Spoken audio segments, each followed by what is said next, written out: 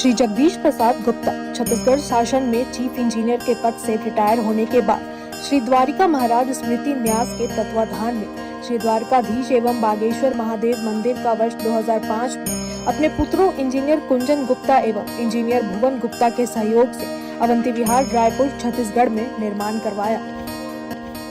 श्रीमद् भागवत कथा, राम कथा, गीता तत्व, वेदांत आदि के तात्पर्य को व्यासपीठ से कहने के कारण संतों द्वारा इन्हें आचार्य श्री जगदीश भी कहा जाता है। अपना संपूर्ण जीवन परमात्मा की सेवा में दिया। उन्होंने परमात्मा भगवान श्री द्वारिकाधीश के दिव्य गुणों और कर्मों को लेकर अभी तक 15 ग्रंथ लिखे हैं, जिन ग्रंथों को भारतवर्ष के जगत गुरु और महापुरुष संतों के द्वारा आशीर्वाद प्राप्त हुआ है। उनके ग्रंथ श्वेताश्वत रूपनिषद, सरलतम बोध के प्रथम विचार, जीवात्मा और प्रकृति के शासक परमात्मा का उद्बोधन सुन रहे हैं आप। श्वेताश्वत रूपनिषद, सरलतम बोध का उद्बोधन सुन रहे हैं आप। भक्त जहाँ कहीं वो जोर से बोल प्रार्थना करे, धीरे से बोल प्रार्थना करे अथवा मन से प्रार्थना करे, वहीं ही भगवान अपने कानों से सुन लेते हैं। एक बात और, जैसे मनुष्य के अंग सब जगह नहीं होते, अर्थात जहाँ नेत्र होते हैं वहाँ कान नहीं होते, जहाँ हाथ होते हैं वहाँ पैर नहीं होते आदि, परंतु भगवान की इंद्रियाँ, उनके अवयव सब जगह हैं। अतः भगवान नेत्र से सुन भी सकते हैं, बोल भी सकते हैं, ग्रहण भी कर सकते हैं। तात्पर्य यह है कि वे सभी अवयवों से सभी प्रक्रियाएं कर सकते हैं। सारगर्भित बात यह है कि भगवान के सब जगह हाथ पैर नेत्र सिर झुक मुख और कान कहने का तात्पर्य भगवान किसी प्राणी से दूर नहीं है। कारण कि भगवान संपूर्ण देश काल वस्तु व्यक्ति घटना परिस्थिति आदि में परिपूर्ण रूप से विद्यमान है। संतों ने कहा भी है, चहुँ दिशि आरती, चहुँ दिशि पूजा, चहुँ दिशि राम नौर नहीं दूजा, लोके सर्वम आवृत तिष्ठते। अनंत सृष्टियाँ हैं, अनंत ब्रह्मांड है, अनंत ऐश्वर्य है और उन सब में देश काल वस्तु व्यक्ति आदि भी अनंत है। सभी परमात्मा के अंतर्गत है। परमात्मा उन सबको व्याप्त करके इसे अब सम बाहुभ्याम सम धमति सम पतत्रयी है। तो हमने समझा कि परमात्मा सब जगह प्रत्येक वस्तु एक साथ ग्रहण करने में और अपने आश्रित उन्हीं जनों के संकट का नाश करके उनकी रक्षा करने में समर्थ है। जहाँ कहीं उनके भक्त का उनको बुलाना चाहे, भक्त जहाँ वे एक साथ पहुँच सकते हैं, संसार में ऐसा कोई स्थान नहीं है जहाँ उनकी ये शक्तियाँ विद्यमान न हों। आकाश से लेकर पृथ्वी तक समस्त लोकों की रचना करने वाले एक ही परम देव परमेश्वर मनुष्य आदि प्राणियों को दो दो भुजाओं से और पक्षियों को पंखों से युक्त करते हैं। भाव यह है कि वे समस्त प्राणियों को आवश्यकता अनुसार भिन्न भिन्न शक्तियों और साधनों से संपन्न करते हैं। यहाँ भुजा और पंखों का कथन उपलक्षण मात्र है। इससे यह समझ लेना चाहिए कि समस्त प्राणियों में जो कुछ शक्ति है वह सब परमात्मा की है। माया ईश्वर को मोहित नहीं करती, माने माया आश्रय व्यामोहिता नहीं है। क्या मतलब हुआ इसका? अर्थात माया जिसकी उसको मोहित नहीं करती, व्यामोहिता नहीं है। आश्रय व्यामोहिता, अपने आश्रयदाता को मोहित नहीं करती। जादू जादूगर को मोहित नहीं करता। ध्यान दीजिए, जैसे जादू मोहित नहीं करता। जादू देखकर हम आश्चर्यचकित रह जाते हैं, परंतु जादूगर हंसता है। स्वामी अखंडानंद जी बताते हैं कि हम ध्यान में 1000 आदमी देखें और हजारों की एक एक आँख है, तो सबकी आँख हमारी है कि नहीं? हजारों हाथ वाले हैं तो सबके हाथ हमारे हैं कि नहीं? सबके मुख हैं अलग अलग, ये सब हमारे मुख हैं कि नहीं? सबके मुख ध्यानिक हैं। ध्यान में जितने व्यक्ति हैं सब हम ही हैं, यही माया है। परंतु ये ईश्वर को मोहित नहीं करते। ये तो अनादि अविद्या है जो पुरुष को व्यामोहित करती है। क्या बात! परंतु परम पुरुष को ढककर रखती है। गीता में भगवान कृष्ण कहते हैं, ठाकुर जी, नाहं प्रकाशः सर्वस्य योगमाया समावृत्तः मूढ़ोऽयं नाभिजानाते लोको माम अजम अवयम मूढ़ो अयम लोको नाभिजानाति मूढ़ो लोको अयम नाभिजानाति। क्या अयम अयम अजम अवयम भावम न जानाति, मेरा अजन्मा अविनाशी भाव नहीं जानता, ठीक नहीं जानता, माया की आवृत होने की वजह से। भगवान की योग माया विचित्र विलक्षण लौकिक है। मनुष्यों का भगवान के प्रति जैसा भाव होता है उसके अनुसार ही वे योग माया समावृत भगवान को देखते हैं। इसी के कारण हम जब कभी ईश्वर के साथ तादात्म्य करके सृष्टि का अनुभव करते हैं एक कल्पित ही मालूम पड़ती है। तो जो वह वस्तु कल्पित होती है उसका तो कोई अस्तित्व होता नहीं। तब एक अखंड ब्रह्म तत्व ही अपना स्वरूप है, यही अनुभव की पद्धति। अब देखिए, जो वस्तु कल्पित होती है उसका कोई अस्तित्व नहीं होता, और इसीलिए उस वस्तु से जो वास्तविक नहीं है, जिसका अस्तित्व नहीं है, हम बार बार उसके फेर में आते हैं। स्वप्न में जैसे हम देख लेते हैं कोई चीज़ को और उसी निद्रा में रहते हैं, वैसे हम लोग जो है अविद्या की निद्रा में किसी भी चीज़ की वास्तविकता को नहीं समझ पाते। तब एक अखंड ब्रह्म तत्व ही अपना स्वरूप है। यही तो कैसे हम जानेंगे कि यही हमारा स्वरूप है? यही अनुभव की पद्धति तो होना चाहिए, इसलिए भगवान की शरण लेना पड़ता है। ये बात कहा है नारद जी ने महाराज प्राचीन भागवत में, अर्थे अविद्यमाने पे संस्कृति ना निवर्तते। अर्थे अविद्यमाने भी संस्कृति ना निवर्तते। इसको समझने के लिए सेकंड लाइन देखिए इस मंत्र की, क्या है? मनसा लिंग रूपेण स्वप्ने विचरतो यथा। मनसा लिंग रूपेण, जैसे अपने सूक्ष्म शरीर से अपने मन से आप जो है स्वप्न में विचरण करते रहते हैं। आहा, क्या आनंद आ रहा है, क्या आनंद आ रहा है। स्वप्न में विचरण कर रहा है मन, और वहाँ कुछ नहीं है आँख खुलने पर। वैसे ही अर्थे अविद्यमानों पे, वैसे ही ये सब विषय नहीं है, दृश्य नहीं है, लेकिन आप उससे विभूत हो गए। अविद्या की निद्रा में है ना आप। तो अर्थे विद्यमान है, आपकी संस्कृति या आना जाना, आपका संसार में इस जन्म लेना मरना जाएगा नहीं। ये तो तब जाएगा आपका ये अनंत परंपरा जो आपकी भगवान नारद ने कहा। कैसे कहा भाई? इसको दूर करने के लिए क्या करना पड़ेगा?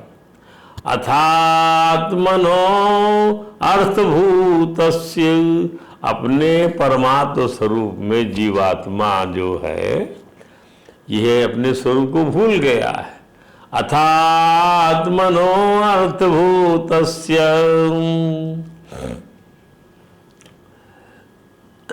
संस्कृति यतो अनर्थ परंपरा। अर्थभूत होने की वजह से जो असद वस्तु है उसके साथ में अपने संबंध को जोड़े रहने के फलस्वरूप ये अनर्थ परंपरा में पड़ गया ये जीवात्मा। तो ये कब टूटेगी ये अनर्थ परंपरा? संस्कृति तद व्यवच्छेदो भक्तया परमया गुरु। परम गुरु की भक्ति के द्वारा ये छूट सकता है, परम गुरु की भक्ति के द्वारा। और यहाँ कंक्लूड करते हुए कहा भगवान नारद ने राजा प्राचीन भाई को, राजन ध्यान से समझिए इस चीज को। क्या? वासुदेवे भगवती भक्ति योग समाहिता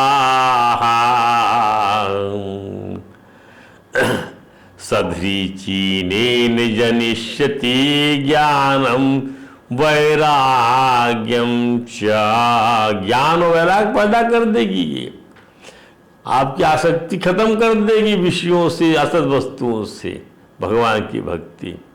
इसलिए ज्यादा देरी मत करो।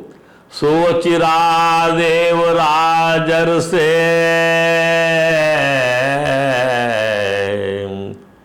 अच्युत स्यात् अच्युत कथाश्रया।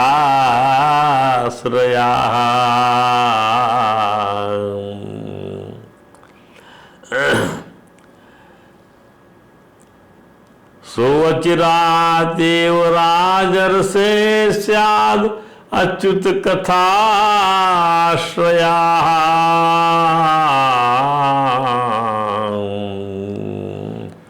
अच्युत की कथा का सहारा लो राजन। श्रवणतः श्रद्धानस्य शृण्वतः, ये सुनते हुए, श्रद्धानस्य वो श्रद्धालु वो सुनते कथा को, शर्मता। ये क्या हम सुन रहे हैं? ये वेद नहीं सुन रहे, हम भगवान के उस अद्वितीयता वाले स्वरूप का ही सरलीकरण कर रहे हैं। क्या कहा?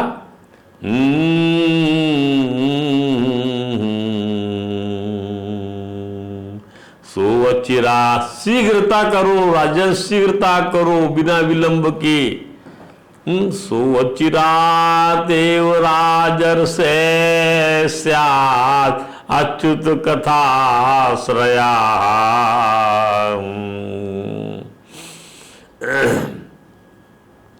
शृण्वतः श्रद्धानस्य नित्यदा स्यात् नित्यदा नित्यदा अधीयते। नित्य अध्ययन करो इसका। हम ये जो इसको जो आप बताते हैं, ये वास्तव में हमारा स्वाध्याय है, इसी से हम बताते हैं। कोई ख्याति नहीं चाहिए, कोई प्रचार नहीं चाहिए। प्रचार तंत्र है, जिसको समझ में आएगा भगवान की ये कथा, भगवान का ये रूप उसको आकर्षित कर लेता है, और वो एक ही काफी होता है। बहुत लोग पढ़े हैं, ठाकुर जी के भक्त इतने ज़्यादा, ये चीज़ हुई। और फिर बाद में उसका और विस्तार कर दिया कि यहाँ गाते हैं भगवान के भक्त लोग, व्यग्र रहते हैं सुनने के, कहने के लिए। उनके मुख से निकलती हुई जो है अमृतसरता बहती है, वो जब उसमें डूब जाता है व्यक्ति तो उसको भूख प्यास नहीं लगती है। वही भूख प्यास उसको तब मारती है, तो फिर उसको कोई रुचि भगवान का में नहीं रह जाती है। ध्यान दीजिए, तो ये बड़ा विस्तार है वहाँ पर, इसलिए इसको समझ लीजिए। तो भगवान की योग माया विचित्र, विलक्षण, अलौकिक है। मूल मनुष्य समुदाय जो है वो योग माया से आवृत मुझ अजन्मा अविनाशी को ठीक ठीक नहीं जानता। जब तक वह एक अखंड ब्रह्म तत्व ही अपना स्वरूप है ये समझ लेता नहीं है, तब तक वो नहीं समझ पाता। बाहु को क्रिया शक्ति का रूप माना जाता है, क्योंकि विराट पुरुष की भुजाएं छत्री हैं। अब जीव को दो हाथ इसलिए मिले हैं कि वह ईश्वर के साथ अपने सुख दुख को जोड़े। ये देखिए, दो हाथ मिले तो जोड़ ले, सुख और दुख को जोड़ ले। क्योंकि बाहु से क्रिया शक्ति उपलक्षित है, बाहु से क्रिया शक्ति उपलक्षित है, सुख जोड़ लिया। और इससे धर्म अधर्म उपलक्षित है। ध्यान दीजिए, अनादि अविद्या के कारण जन्म जन्मांतर के धर्म के संस्कार हैं। उन संस्कार की वजह से ईश्वर इन संस्कार रूपी भुजाओं के द्वारा जीव के पर लगा देता है। वैसे ही श्रुति संपतत्रयी धमत द्वारा अभिव्यक्त करती है। तीनों के पास थोड़ा पैसा आ जाए, थोड़ी बुद्धि आ जाए, तो लोग कहते हैं इसको पर लग गए। पतत्र माने क्या? त्र माने त्राण दिलाने वाला, जो गिरने से त्राण दिलाए, गिरने से बचाए, उसे पतत्र कहते हैं। पतंतम त्रायते इति पतत्र, मनुष्य को जो गिरने से बचाए उसे पतत्र कहते हैं। मनुष्य में उसके पांव पतत्र हैं और पंछियों में उसके पंख पतत्र हैं। पांव गिरने लग जाते हैं और पक्षियों के पंख उस गिरने लग जाते हैं। धमती संपत त्रैर्द्यावा भूमि, इसका अर्थ है कि परमात्मा आकाश पाताल बनाकर कर्म विपाक के अनुसार फल भोगने की व्यवस्था बनाता है। सारगर्भित बात यह है कि मनुष्य के उत्थान पतन की कर्मानुसार व्यवस्था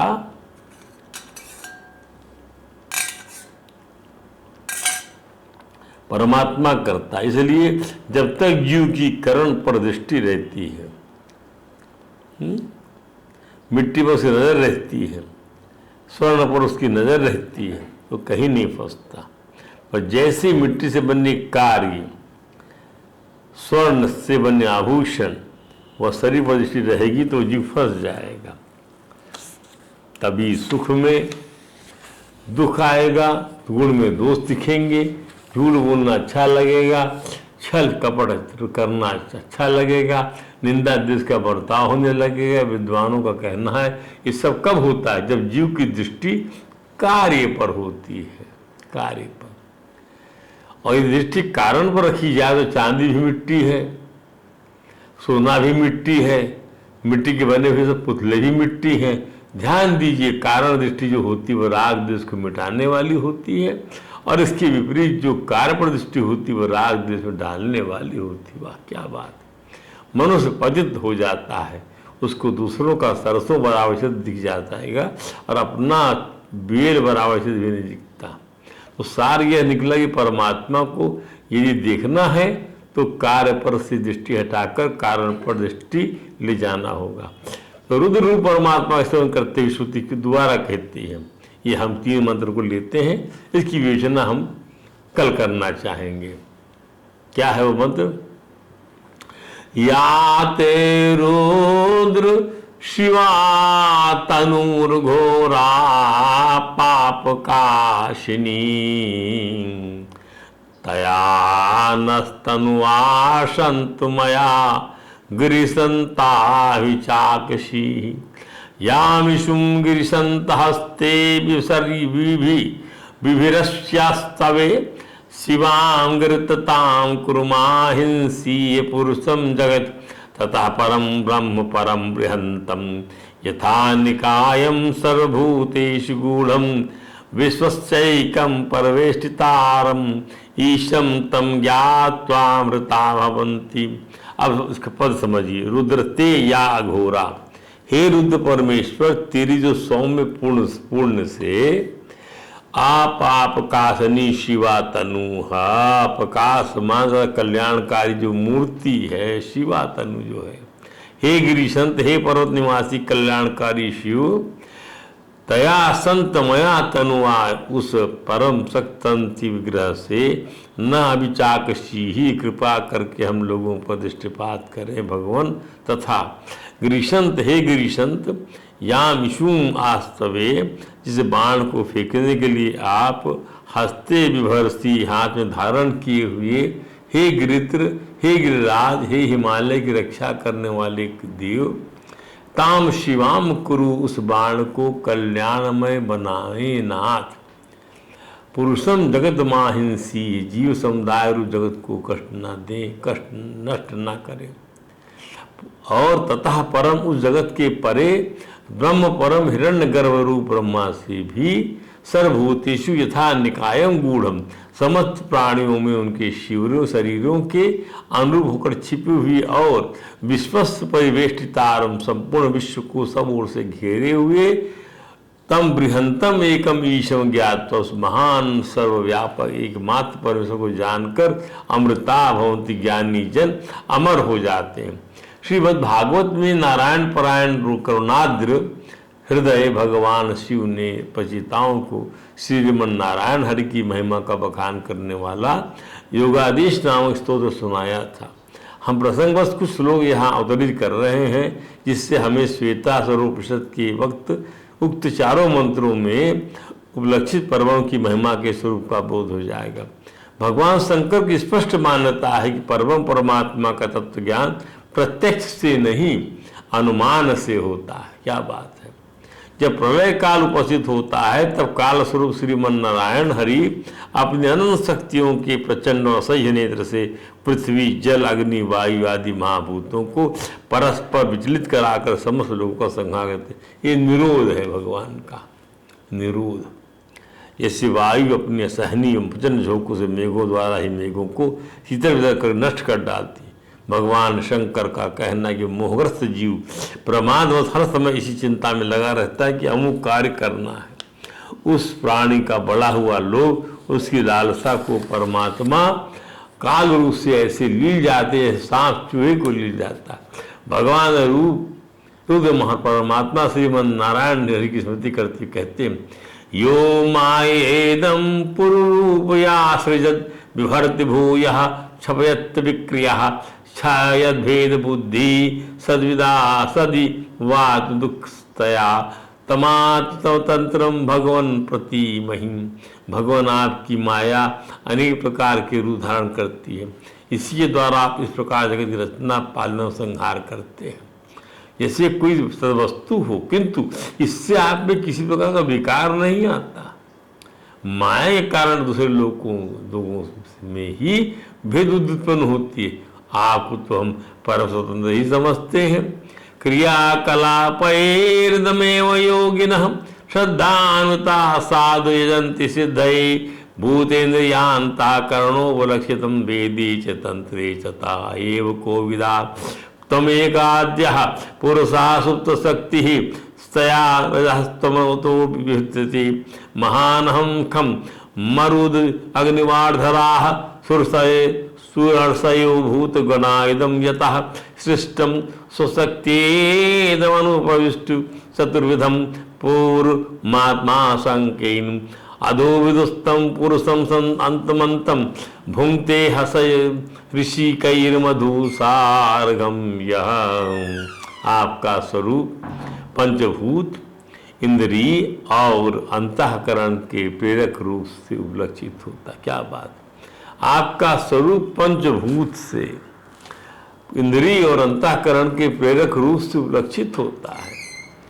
जो कर्मयोगी पुरुष सिद्ध प्राप्त करने के लिए तरह तरह के कर्मों द्वारा आपके सगुण साकार स्वरूप का श्रद्धा परिभांति पूजन करते हैं, वे ही वेद और शास्त्रों के सच्चे मर्मज्ञ हैं।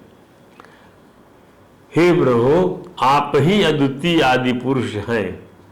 सृष्टि के पूर्व आपकी माया शक्ति सोई रहती, फिर भी उसी के द्वारा सत्य, रज और तमरूप गुणों का भेद होता है। इसके बाद उन्हीं गुणों से महतत्व, अहंकार, आकाश, वायु, अग्नि, जल, पृथ्वी, देवता, ऋषि और समस्त प्राणियों से युक्त जगत की उत्पत्ति होती है। फिर आप अपनी ही माया शक्ति से रचे हुए रज, जरायुज, अंडज, स्वेदज और उद्भिज भेद से चार प्रकार के शरीरों में अंश रूप से प्रवेश कर जाते हैं। और जिस प्रकार मधुमक्खियाँ अपने ही उत्पन्न किए मधु का आस्वादन करती हैं, उसी प्रकार यह आपका अंश उन शरीरों में रहकर इंद्रियों के द्वारा इन तुच्छ विषयों को भोगता है। आपके इस अंश को ही पुरुष या जीव कहते हैं। गीता में भगवान राजा अर्जुन से कहते, न मे विदुषुर्गणा प्रभो न महर्षया अहम आदि ही देवा नाम महर्षि नाम च। मेरे प्रकट होने को न देवता जानते हैं और न महर्षि को, कि सब प्रकार से देवताओं का, महर्षियों का मैं आदि। श्रुति श्रीमन नारायण कृष्ण की वाणी है और वह भी यही कहती है कि या यो देवानाम प्रभवः उद्भवः च विश्वाधिपो रुद्रो महर्षि। ध्यान दीजिए, वह परमात्मा रुद्र आदि देवताओं की उत्पत्ति, उत्कर्ष, सभी का अधिपति और सर्वज्ञ है। यद्यपि देवताओं के शरीर, बुद्धि, लोक, सामग्री सब दिव्य हैं, तथापि वे भी भगवान के प्रकट होने को नहीं जानते। इसी प्रकार महर्षियों ने अनेक रचनाओं को, मंत्रों को, विद्याओं को, विलक्षण विलक्षण शक्तियों को प्रकट किया है।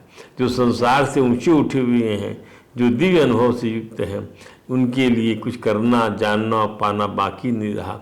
ऐसे तत्व के जीवन मुक्त महर्षि लोग भी परमात्मा को, उनके अवतारों और उनके दिव्य कर्मों, दिव्य लीलाओं के महत्व को पूरा नहीं जानते। स्वामी खन्नानंद जी कहते हैं कि शरीर के अंदर देवता कौन है? कि इंद्रियां। और समष्टि में देवता कौन है? केवल सूर्य आदि।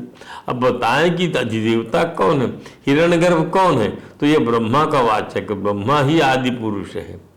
गीता के अध्याय 8 के श्लोक 4 के अनुसार अधिभूतम क्षरो भावा पुरुषस्यात् दैवतम, अर्थात पृथ्वी, जल, वायु और आकाश, इन 5 महाभूतों से बनी प्रतिक्षण परिवर्तनशील और नाशवान सृष्टि को अधिभूत कहते हैं। और हिरण्यगर्भ ब्रह्मा ही अधिदैव है। महाघर के आदि में पहले ब्रह्मा जी प्रकट होते हैं और वे इस तरह के आदि में सब सृष्टि की रचना करते हैं।